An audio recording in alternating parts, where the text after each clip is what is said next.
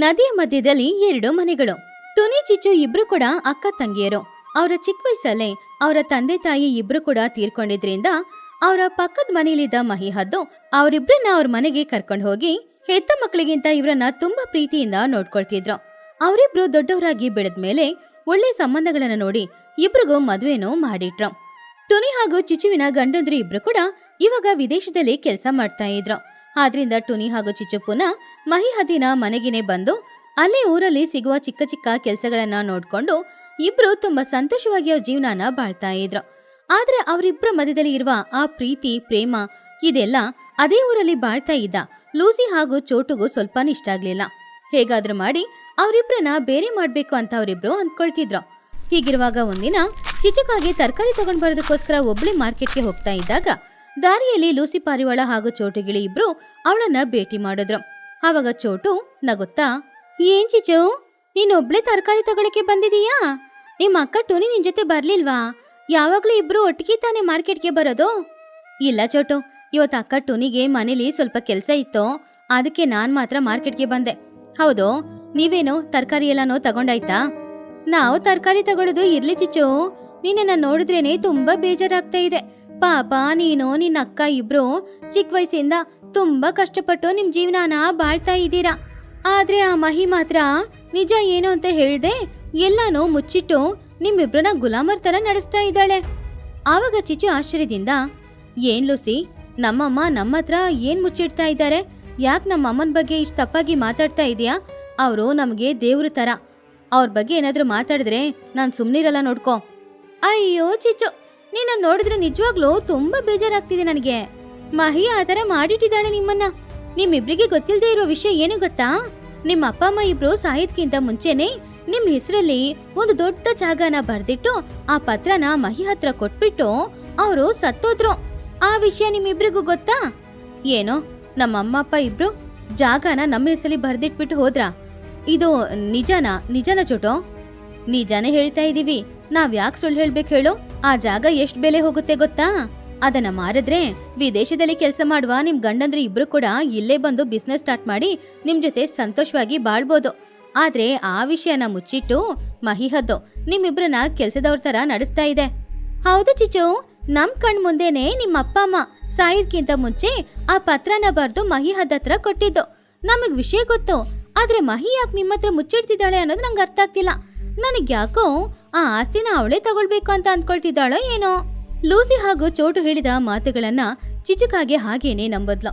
ತಾಯಿ ತರ ಅಂದ್ಕೊಂಡಿದ್ದ ಮಹಿಹದ್ದು ಆಸ್ತಿಗೋಸ್ಕರ ಅವರಿಬ್ರನ್ನ ಮೋಸ ಮಾಡಿದಾಳೆ ಅಂತ ಅಂದ್ಕೊಂಡು ಚಿಚುಕಾಗೆ ತುಂಬಾನು ಕೋಪದಿಂದ ಅವಳು ತಗೊಂಡ್ ಬಂದ ಆ ತರಕಾರಿ ಬ್ಯಾಗನ್ನ ಅಲ್ಲೇ ಇಟ್ಬಿಟ್ಟು ಅವಳು ಬೇಗನೆ ಮಹಿಹದ್ದಿನ ಮನೆಗೆ ಹೋದ್ಲು. ಮಹಿಹದ್ದಿನ ಮನೆಯೊಳಗಡೆ ಹೋಗಿ ನೋಡಿದಾಗ ಮಹಿಹದ್ದು ಹಾಗೂ ಟುನಿಗುಬ್ಬಚ್ಚಿ ಇಬ್ರು ಹಾಲಲ್ಲಿ ಕೂತ್ಕೊಂಡು ಮಾತಾಡ್ತಾ ಇದ್ರು. ಆವಾಗ ಕೋಪದಿಂದ ಮನೆಯೊಳಗಡೆ ಬಂದ ಚಿಚುಕಾಗೆ ಸ್ವಲ್ಪನೂ ಮರ್ಯಾದೆ ಕೊಡದೆ, ಮಹಿ ಎಲ್ಲಿದೀಯಾ? ನನಗಿವಾಗ ನಿಜ ತಿಳಿಲೇಬೇಕು. ಇಷ್ಟು ವರ್ಷದಿಂದ ನಮ್ಮ ಅಕ್ಕನ ಎಷ್ಟು ಧೈರ್ಯ ಇದ್ದಿದ್ರೆ ನೀನು ಮೋಸ ಮಾಡ್ತಿದ್ದೆ. ಆವಾಗ ಟುನಿಗುಬ್ಬಚ್ಚಿ ಶಾಕ್ ಆಗಿ, ಚಿಚು ಏನ್ ಮಾತು? ಅಮ್ಮನ ಬಗ್ಗೆ ಮರ್ಯಾದಿಲ್ದೆ ಮಾತಾಡ್ತಾ ಇದೀಯಾ? ಅಮ್ಮ ನಮ್ಮನ್ನ ಮೋಸ ಮಾಡ್ತಾ ಇದ್ದಾರಾ? ಹೌದಕ್ಕ, ನಿನಗ್ ವಿಷಯ ಗೊತ್ತಿಲ್ಲ. ಅವ್ರ ಬಗ್ಗೆ ನೀನ್ ತಪ್ಪಾಗಿ ತಿಳ್ಕೊಂಡಿದ್ಯಾ. ಇವಾಗ ನಿಜ ಏನು ಅಂತ ನಾನ್ ತಿಳಿಸ್ತೀನಿ ನೋಡು. ಹಾಗಂತ ಮಹಿನ ನೋಡಿ, ನಿಜ ಹೇಳು, ನಮ್ಮ ಅಪ್ಪ ಅಮ್ಮ ಸಾಯೋದ್ಕಿಂತ ಮುಂಚೆ ನಮ್ಮ ಹೆಸರಲ್ಲಿ ಒಂದ್ ಜಾಗನ ಬರ್ದಿಟ್ಟಿದಾರಂತೆ. ಆ ಪತ್ರ ನಿನ್ನ ಹತ್ರನೇ ಇದ್ದೆ ಅಂತೆ. ಆದ್ರೆ ನೀನು ಇಷ್ಟು ವರ್ಷ ಯಾಕೆ ನಮಗೆ ನಿಜ ಹೇಳಿಲ್ಲ? ಆ ಆಸ್ತಿನ ನೀನ್ ಸ್ವಂತ ಮಾಡ್ಕೊಳಕ?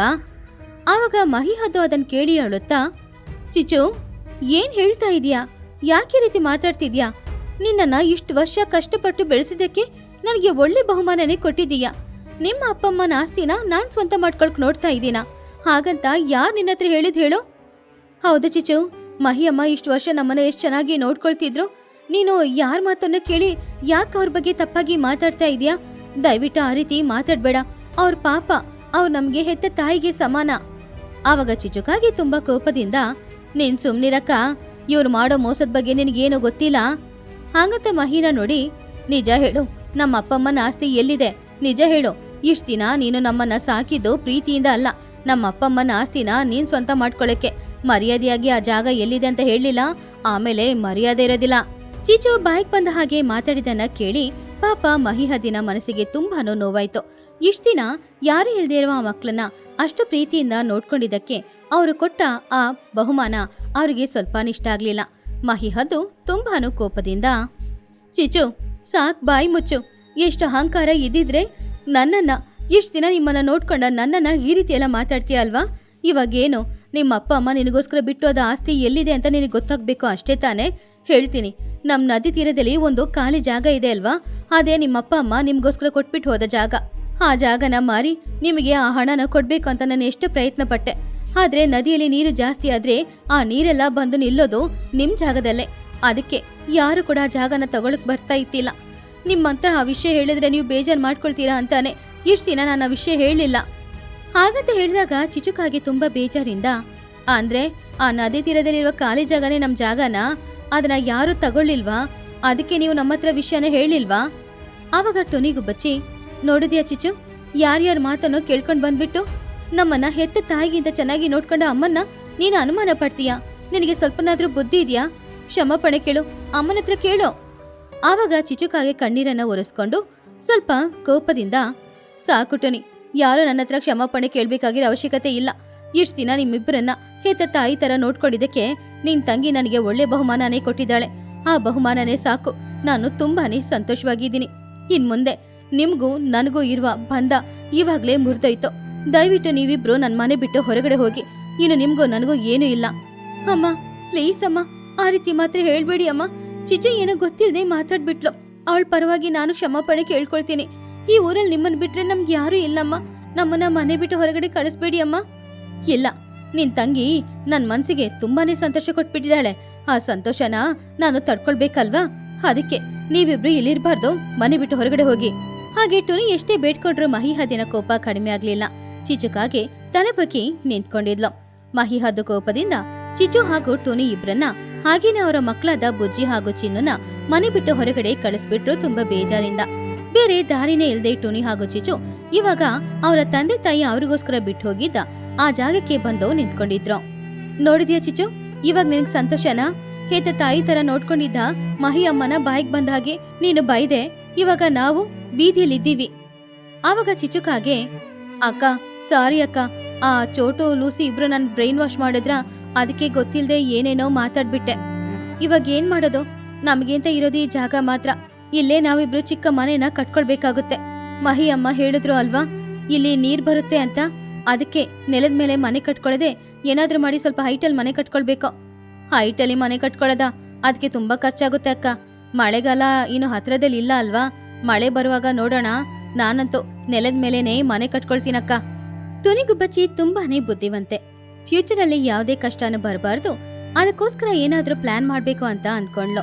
ಅವಳು ಅನ್ಕೊಂಡ ಹಾಗೇನೆ ತುಂಬಾನೇ ದೂರ ಇರುವ ಅಡವಿಗೆ ಹೋಗಿ ಅಲ್ಲಿಂದ ಮರದ ಕಟ್ಟಿಗೆಗಳನ್ನ ತಗೊಂಡ್ ಬಂದು ನೆಲದಿಂದ ಮರದ ಕಟ್ಟಿಗೆಗಳನ್ನ ಸ್ವಲ್ಪ ಹೈಟ್ ಅಲ್ಲಿ ಇಟ್ಟು ಅದ್ರ ಮೇಲೆ ಅವಳು ಕಟ್ಬೇಕು ಅಂತ ಅನ್ಕೊಂಡಿದ್ದ ಅಂದವಾದ ಮನೆಯನ್ನ ಕಟ್ಟದ್ಲು.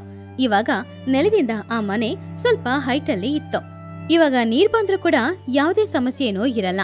ಆದ್ರೆ ಚಿಚುಕಾಗೆ ಸೋಮಾರಿತನದಿಂದ ಹಣನ ಖರ್ಚು ಮಾಡದೆ ನೆಲದ ಮೇಲೇನೆ ಒಂದು ಮನೆನ ಕಟ್ಕೊಂಡ್ಲು. ಹೀಗೆ ದಿನಗಳು ಹೋಗ್ತಾ ಇತ್ತು. ಹೊಸ ಮನೆಯಲ್ಲಿ ಅಕ್ಕ ತಂಗಿ ಇಬ್ರು ಸಂತೋಷವಾಗಿ ಬಾಳ್ತಾ ಇದ್ರು. ಹೀಗಿರುವಾಗ ಕೆಲವು ದಿನಗಳ ನಂತರ ವಾತಾವರಣ ಬದಲಾಗಿ ಮಳೆ ಬರಕ್ ಶುರುವಾಯ್ತು. ಮಳೆ ಅಂದ್ರೆ ಸಾಧಾರಣ ಮಳೆ ಅಲ್ಲ. ಒಂದ್ ವಾರಕ್ಕೆ ಸ್ವಲ್ಪನೂ ಬಿಡದೆ ಮಳೆ ಬರ್ತಾನೆ ಇತ್ತು. ಆದ್ರಿಂದ ನದಿಯಲ್ಲಿರುವ ನೀರೆಲ್ಲ ಜಾಸ್ತಿಯಾಗಿ ಆ ನದಿ ನೀರು ನದಿಯಿಂದ ಉಕ್ಕಿ ಹೊರಗಡೆ ಬರಕ್ ಶುರು ಮಾಡ್ತು.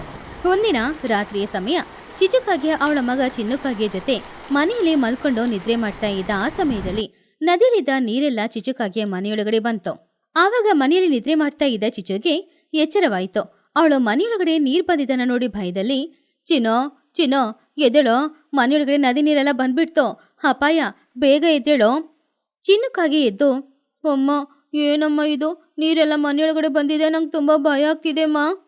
ಹೆದರ್ಬೇಡ ಕಣೋ, ನನ್ನ ಕೈಯನ್ನ ಹಿಡ್ಕೋ, ನಾವಿವಾಗ ಮನೆ ಬಿಟ್ಟು ಹೊರಗಡೆ ಹೋಗ್ಬೇಕು. ಹಾಗೆ ಚಿಚುಕಾಗೆ ಚಿನ್ನುಕಾಗೆ ಕೈಯನ್ನ ಗಟ್ಟಿಯಾಗಿ ಹಿಡ್ಕೊಂಡು ಮನೆಯಿಂದ ಇಬ್ರು ಹೊರಗಡೆ ಬಂದ್ರು. ಮನೆ ಬಿಟ್ಟು ಹೊರಗಡೆ ಬಂದು ನೋಡಿದಾಗ ಮನೆಯ ಸುತ್ತಮುತ್ತ ಎಲ್ಲ ಕಡೆನೂ ಬರೀ ನೀರೇ ಇತ್ತು. ಎಲ್ಲೂ ಹೋಗಕ್ಕಾಗದೇ ಇರುವ ಪರಿಸ್ಥಿತಿ. ಆವಾಗ್ಲೇ ಚಿಚುಕಾಗೆ ಸ್ವಲ್ಪ ತಿರುಗಿ ನೋಡಿದಾಗ ಅವಳ ಅಕ್ಕ ಟುನಿಯ ಮನೆಯಂತೂ ತುಂಬಾ ಹೈಟಲ್ಲಿ ಕಟ್ಟಿರೋದ್ರಿಂದ ಇವಾಗ ಅವಳ ಮನೆಯೊಳಗಡೆ ಸ್ವಲ್ಪನೂ ನೀರ್ ಬರ್ಲೇ ಇಲ್ಲ. ಆ ಮನೆ ತುಂಬಾನೇ ಚೆನ್ನಾಗಿ ಸ್ಟ್ರಾಂಗ್ ಆಗಿ ನಿಂತ್ಕೊಂಡಿತ್ತು. ಆವಾಗ ಅದನ್ನ ನೋಡಿದ ಚಿಚುಕಾಗೆ ಅಕ್ಕನ ಹತ್ರ ಸಹಾಯ ಕೇಳೋದಕ್ಕೋಸ್ಕರ ಅವಳ ಮನೆಗೆ ಹೋದ್ಲು. ಚಿಚುಕಾಗೆ ಜೋರಾಗಿ, ಅಕ್ಕ ಅಕ್ಕ, ನನ್ ಚಿಚು, ಬೇಗ ಬಾಗಿಲು ತೆರಿತೀಯಾ? ಮನೆ ನೀರಲ್ಲಿ ಮುಳುಗೋಯ್ತು, ಪ್ಲೀಸ್ ಅಕ್ಕ. ಆವಾಗ ಟುನಿ ತಕ್ಷಣ ಬಂದು ಬಾಗಿಲು ತೆರೆದು, ಅಯ್ಯೋ ಚಿಚು, ಚಿನ್ನು, ಏನಾಯ್ತು? ಅಯ್ಯೋ, ಇಬ್ರು ಯಾಕೆ ಇಷ್ಟು ಒದ್ದೆಯಾಗಿದ್ದೀರಾ? ಬನ್ನಿ, ಬಂದು ಒಲೆ ಪಕ್ಕದಲ್ಲಿ ಕೂತ್ಕೊಳ್ಳಿ, ಸ್ವಲ್ಪ ಬಿಸಿಯಾಗಿರುತ್ತೆ. ಚಿಚು ಹಾಗೂ ಚಿನ್ನು ಇಬ್ರು ಮನೆಯೊಳಗಡೆ ಹೋದ್ರು. ಅಕ್ಕ, ನನ್ನ ಕ್ಷಮಿಸ್ಬಿಡಕ್ಕ, ನೀನ್ ಆವಾಗ್ಲೇ ಹೇಳ್ದೆ ನೀರು ಜಾಗದಲ್ಲಿ ಬರುತ್ತೆ, ಮನೆನ ಸ್ವಲ್ಪ ಹೈಟ್ ಅಲ್ಲಿ ಕಟ್ಕೊಳ್ಬೇಕು ಅಂತ. ಆದ್ರೆ ನಿನ್ ಮಾತಿಗೆ ನಾನು ಬೆಲೆ ಕೊಡ್ಲೇ ಇಲ್ಲ, ಅದಕ್ಕೆ ಇವತ್ತು ನಾನು ಶಿಕ್ಷೆ ಅನುಭವಿಸ್ತಾ ಇದ್ದೀನಿ. ನಾನ್ ಮಾಡಿದೆಲ್ಲ ತಪ್ಪಕ್ಕ, ನನ್ನ ಕ್ಷಮಿಸ್ಬಿಡಕ್ಕ. ಆವಾಗ ಟುನಿ ಚಿಚು ಹತ್ರ, ಪರವಾಗಿಲ್ಲ ಬಿಡು ಚಿಚು, ತಪ್ಪು ನಡೆಯೋದು ಸಹಜಾನೆ, ಆದ್ರೆ ಅದರಿಂದ ನಾವೊಂದು ಒಳ್ಳೆ ಪಾಠನ ಕಲ್ತ್ಕೊಳ್ಬೇಕು.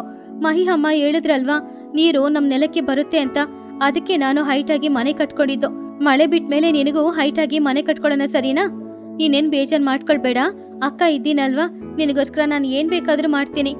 ಅಕ್ಕ, ನೀನು ನಿಜವಾಗ್ಲೂ ಹೇಳಿದಾಗ ನಾನು ಕೇಳಿರ್ಬೇಕಾಗಿತ್ತು, ನನ್ನ ಕ್ಷಮಿಸ್ಬಿಡಕ್ಕ. ಇವಾಗ್ಲೇ ಮಹಿ ಅಮ್ಮನ ಹತ್ರ ಹೋಗಿ ಕ್ಷಮಾಪಣೆ ಕೇಳ್ಬೇಕಕ್ಕ, ಇಲ್ಲಾಂದ್ರೆ ನನ್ ಮನ್ಸಿಗೆ ನೆಮ್ಮದಿನೇ ಇರಲ್ಲ. ನಾನು ಅವ್ರ ಮನ್ಸಿಗೆ ತುಂಬಾನೇ ಗಾಯ ಮಾಡಿದ್ದೀನಿ. ಪರವಾಗಿಲ್ಲ ಬಿಡು, ಮಹಿ ಅಮ್ಮ ತುಂಬಾ ಒಳ್ಳೆಯವರು, ನೀನು ಕ್ಷಮಾಪಣೆ ಕೇಳಿದ್ರೆ ಅವ್ರು ಖಂಡಿತ ನಿನ್ನ ಕ್ಷಮಿಸ್ಬಿಡ್ತಾರೆ. ಹಾಗೆ ಮಳೆಯೆಲ್ಲ ಬಿಟ್ಮೇಲೆ ಚಿಚುಕಾಗೆ ಹಳೆ ಮನೆ ಇದ್ದ ಜಾಗದಲ್ಲಿ ಇವಾಗ ಟುನಿ ಹೇಳಿದ ಹಾಗೇನೆ ಸ್ವಲ್ಪ ಹೈಟ್ ಆಗಿ ಅವಳ ಮನೆನ ಪುನಃ ಕಟ್ಟಿದ್ರು. ಆಮೇಲೆ ಚಿಚು ಟುನಿ ಇಬ್ರು ಕೂಡ ಮಹಿಹದ್ದಿನ ಮನೆಗೆ ಹೋಗಿ ಮಹಿಹದ್ದಿನ ಕಾಲಲ್ಲಿ ಬಿದ್ದು ಕ್ಷಮಾಪಣೆ ಕೇಳಿದಾಗ ಮಹಿಹದ್ದನು ಅವರನ್ನ ಕ್ಷಮಿಸ್ಬಿಡ್ತು. ಇವಾಗ ಚಿಚು ಟುನಿಯ ಮನೆಯ ಹತ್ತಿರ ನದಿ ನೀರು ಬಂದ್ರು ಕೂಡ ಅವ್ರ ಮನೆಯೊಳಗಡೆ ನೀರು ಬರದೆ ಮನೆಯಿಂದ ದಾಟಿ ನೀರು ಹೋಗ್ತಾ ಇತ್ತು. ದೂರದಿಂದ ನೋಡೋರಿಗೆ ನದಿಯ ಮಧ್ಯದಲ್ಲಿ 2 ಮನೆಗಳು ನೀರಿನಲ್ಲಿ ತೇಲ್ತಾ ಇರುವ ಹಡಗುಗಳ ತರ ತುಂಬಾ ಅಂದವಾಗಿ ದೃಶ್ಯ ಕಾಣಿಸ್ತಿತ್ತು. ಚಿಚುಕಾಗೆ ಆ ದಿನ ಒಂದ್ ಪಾಠನ ಕಲ್ತ್ಕೊಂಡ್ಲು. ಅದೇನಂದ್ರೆ, ಯಾರ್ಯಾರೋ ಏನೇನೋ ಹೇಳೋ ಮಾತುಗಳನ್ನ ಕೇಳ್ಕೊಂಡು ನಮಗೋಸ್ಕರ ಬಾಳ್ತಾ ಇದ್ದವ್ರನ್ನ ನಾವು ಕಷ್ಟಪಡಿಸಬಾರ್ದು. ಹಾಗೆ ಕಷ್ಟಪಡಿಸಿದ್ರೆ ಆ ದೇವ್ರೇ ನಮ್ಗೊಂದು ಪಾಠನ ಕಲಿಸ್ಕೊಡ್ತಾನೆ ಅನ್ನೋದು. ಚಿಚುವಿನ ಹುಲ್ಲಿನ ಆಟೋ. ಪಕ್ಷಿಗಳ ಗ್ರಾಮದಲ್ಲಿ ಬೆಳಗ್ಗೆನೆ ಬಿಸಿಲು ತುಂಬಾನೇ ಜಾಸ್ತಿ ಇತ್ತು. ಆ ಬಿಸಿಲನ್ನ ತಡ್ಕೊಳಕ್ಕಾಗದೆ ಪಾಪ ಆ ಊರಿನಲ್ಲಿದ್ದ ಪಕ್ಷಿಗಳು ಎಲ್ರೂ ಕೂಡ ತುಂಬಾನೇ ಕಷ್ಟಪಡ್ತಾ ಇದ್ರು. ಒಂದಿನ ಮಧ್ಯಾಹ್ನದ ಸಮಯ ಊರಿನ ಮಧ್ಯದಲ್ಲಿದ್ದ ಒಂದು ಮರದ ಕೆಳಗಡೆ ಟುನಿಗುಬ್ಬಚ್ಚಿ, ಚೋಟುಗಿಳಿ, ಮಹಿಹದ್ದು, ಲೂಸಿ ಪಾರಿವಾಳ ಎಲ್ರೂ ಕೂಡ ಬೆವರನ್ನ ಒರೆಸ್ಕೊಂಡು ಕಷ್ಟಪಟ್ಟು ನಿಂತ್ಕೊಂಡಿದ್ರು. ಆವಾಗ್ಲೇ ಚಿಕ್ಕ ಮಕ್ಕಳಾದ ಬನ್ನು ಹಾಗೂ ಬುಜ್ಜಿ ಕೂಡ ಅಲ್ಲಿಗೆ ಬಂದ್ರು. ಅಯ್ಯೋ, ಬರ್ತಾ ಬರ್ತಾ ಈ ಬಿಸಿಲು ತುಂಬಾನೇ ಜಾಸ್ತಿ ಆಗ್ತಾ ಇದೆ. ಸ್ವಲ್ಪ ಹೊತ್ತು ಕೂಡ ಮನೆಯೊಳಗಡೆ ಇರಕ್ಕಾಗ್ತಾ ಇಲ್ಲ.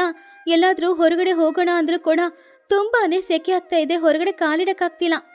ಹೌದು ಟುನಿ, ನನ್ನ ಅಂಗಡಿಗೆ ಬೇಕಾಗಿರುವ ಸಾಮಾನುಗಳನ್ನ ತಗೊಂಡ್ ಬರ್ಬೇಕು ಅಂತ ನಾನು ಪಕ್ಕದೂರಿಗೆ ಹೋಗೋಣ ಅಂತ ಅನ್ಕೊಂಡ್ರೆ ಬಿಸಿಲಲ್ಲಿ ನಡ್ಕೊಂಡು ಹೋಗಕ್ಕೂ ಆಗ್ತಾ ಇಲ್ಲ. ಸರಿ ಅಂತ ಬಸ್ಸಲ್ಲಿ ಹತ್ತಿದ್ರೆ ಅಯ್ಯೋ, ಆ ಬಸ್ಸಲ್ಲಂತೂ ತುಂಬಾ ಸೆಕೆ ಆಗ್ತಾ ಇದೆ. ಸಿಟಿಯಲ್ಲಿ AC ಬಸ್ಸು, AC ಕಾರೆಲ್ಲ ಇರುತ್ತೆ, ಆದ್ರೆ ನಮ್ಮ ಹಳ್ಳಿಯಲ್ಲಿ ಆತರ ಏನೂ ಇಲ್ಲ. ಇದ್ರೆ ತುಂಬಾನೇ ಚೆನ್ನಾಗಿರ್ತಿತ್ತು. ಅಮ್ಮ, ನನಗ್ ತುಂಬಾನೇ ದಾಹ ಆಗ್ತಾ ಇದೆ ಅಮ್ಮ. ನನಗೆ ಇವಾಗ ತಿನ್ನಕ್ಕೆ ಐಸ್ ಕ್ರೀಮ್ ಬೇಕು. ಪಕ್ಕದಲ್ಲೇ ಹೊಸ ಐಸ್ ಕ್ರೀಮ್ ಪಾರ್ಲರ್ ಇದೆ ಅಂತೆ, ಅಲ್ಲಿಗೆ ಹೋಗಿ ತಿನ್ನೋಣ್ವಾ? ಹೌದು ಚಿಕ್ಕಮ್ಮ, ಪಕ್ಕದೂರಲ್ಲಿ ಹೊಸ ಐಸ್ ಕ್ರೀಮ್ ಪಾರ್ಲರ್ ಓಪನ್ ಮಾಡಿದ್ದಾರೆ ಅಂತೆ, ಅಲ್ಲಿ ಆಫರ್ಸ್ ಕೂಡ ಇದೆ. ನಾವು ಹೋಗಿ ಐಸ್ ಕ್ರೀಮ್ ತಿಂದ್ಬಿಟ್ಟು ಆಮೇಲೆ ವಾಪಸ್ ಊರಿಗೆ ಬರೋಣ. ಅಯ್ಯೋ ಬೇಡ ಮಕ್ಳೇ, ಪಕ್ಕದೂರಿಗೆ ಹೋಗ್ಬೇಕಂದ್ರೆ ನಡ್ಕೊಂಡು ಹೋಗ್ಬೇಕು. ಬಿಸಿಲಲ್ಲಿ ನಡ್ಕೊಂಡು ಹೋಗಿ ಐಸ್ ಕ್ರೀಮ್ ತಿನ್ನುವಾಗ ಚೆನ್ನಾಗಿರುತ್ತೆ, ಆದ್ರೆ ಪುನಃ ವಾಪಸ್ ಊರಿಗೆ ಬರುವಾಗ ತುಂಬಾ ಕಷ್ಟ ಆಗುತ್ತೆ, ಹೋಗೋದೇನು ಬೇಡ ಬಿಡಿ. ಹಾಗೆ ಅವ್ರೆಲ್ರೂ ಮಾತಾಡ್ತಾ ಇದ್ದಾಗ ದೂರದಿಂದ ಒಂದ್ ಗಾಡಿ ಅವ್ರ ಹತ್ರ ಬೇಗ ಬರ್ತಾ ಇತ್ತು. ಆ ಗಾಡಿಗೆ ಮುಂದ್ಗಡೆ ಕನ್ನಡಿ ಇತ್ತು, ಕೆಳಗಡೆ ಚಕ್ರಗಳಿತ್ತು, ಆದ್ರೆ ಆ ಗಾಡಿ ನೋಡಕ್ಕೆ ಹಚ್ಚ ಹಸಿರಾಗಿ ಹುಲ್ಲಿಂದ ತುಂಬಿತ್ತು. ಆ ಗಾಡಿಯೊಳಗಡೆಯಿಂದ ಪಾಮ್ ಪಾಮ್ ಅಂತ ಆಟೋ ಹಾರ್ನ್ ಶಬ್ದ ಕೇಳಿಸ್ತು. ಆದ್ರೆ ನೋಡಿ ಪಕ್ಷಿಗಳು ಎಲ್ರೂ ಕೂಡ ಆಶ್ಚರ್ಯಪಟ್ರು. ಅರೆ, ಅದೇನದು ಹಸ್ರಾಗಿ ಏನೋ ಒಂದು ನಮ್ ಕಡೆ ಬರ್ತಾ ಇದೆ, ದೆವ್ವನ?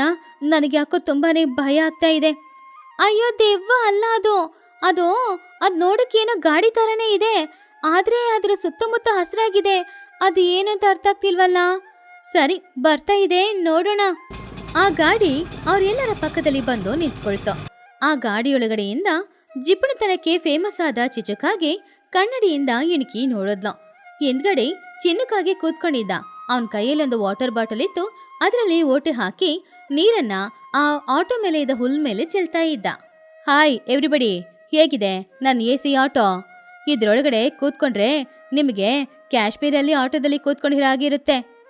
ಏ ಚಿಚು, ನೀನಾ? ಇದೇನಿದು, ಆಟೋನಾ? ಇಲ್ಲ, ಇದೇನಾದ್ರೂ ಹಸಿ ಹುಲ್ಲು ಗಡ್ಡಿನ ಇಟ್ಕೊಂಡು ಬಂದಿರುವ ಗಾಡಿನಾ? ಏನಿದೆ ಚಿಚು? ಅದು ನನ್ನ ನ್ಯಾಚುರಲ್ ಐಡಿಯಾ. ಸಿಟಿಯಲ್ಲಿ AC ಆಟೋ ಇರುತ್ತೆ ಅಲ್ವಾ, ಆ ಥರ ನಮ್ಮ ಹಳ್ಳಿಯಲ್ಲಿ ಈ ಥರ ಹಸಿ ಹುಲ್ಲನ್ನು ಹಾಕಿದ್ರೆ AC ಆಟೋ ಥರನೇ ಇರುತ್ತೆ ಅಲ್ವಾ. AC ಆಟೋನಾ? ಆಟೋ ಸುತ್ತಮುತ್ತ ಹಸಿ ಹುಲ್ಲನ್ನ ಇಟ್ಬಿಟ್ಟು ಕಟ್ಟಿ ಅದ್ರಲ್ಲಿ ನೀರು ಹುಯ್ತಾ ಇದ್ರೆ ಅದು AC ಆಗುತ್ತಾ? ನಿನಗೇನಾದ್ರೂ ಹುಚ್ಕಿ ಚಿಡ್ದಿದೀಯಾ ಚಿಚೋ? ಯಾಕೆ ಈ ರೀತಿ ಆಟೋ ಸುತ್ತಮುತ್ತ ಹುಲ್ಲನ್ನ ಕಟ್ಟಿಟ್ಟಿದೀಯಾ? ನಿಜ ಹೇಳು. ಚಿಚು ನಗುತ್ತಾ, ಅಯ್ಯೋ ಟೋನಿ, ಸಿಟಿಯಲ್ಲಿ ಒಂದು ಆಟೋಗೆ AC ಹಾಕೊಂಡು ಎಷ್ಟು ಹಣ ವಸೂಲಿ ಮಾಡ್ತಾ ಇದ್ದಾರೆ ಗೊತ್ತಾ? ಆದ್ರೆ ಆ ಥರ AC ಹಾಕ್ಬೇಕು ಅಂದ್ರೆ ನನಗೆ ತುಂಬಾ ಖರ್ಚಾಗುತ್ತೆ.